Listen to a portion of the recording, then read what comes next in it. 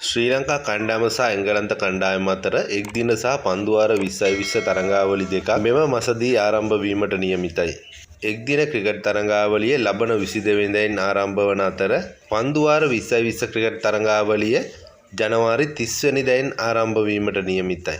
ලෝක කුසලාන තරඟාවලියට පෙර ශ්‍රී ලංකා කණ්ඩායම සහභාගී වන අවසන් T20 තරඟාවලිය වන මෙම තරඟාවලියේදී ශ්‍රී ලංකා කණ්ඩායමේ අත්හදා බැලීම් සියල්ල සිදු කරයි. තවද ඒ අතරතුරදී හදිසියේම ශ්‍රී ලංකා කණ්ඩායමේ සිටින සුපිරි වේග පන්දු යවන්නෙකු වන දුස්මන්ත චමීර ආබාධයකට ලක්ව ඇති බවයි වාර්තා වෙන්නේ. ඒ අනුව දුස්මන්ත චමීරහට එංගලන්ත එක්දින තරඟාවලිය මග හැරනු ඇති.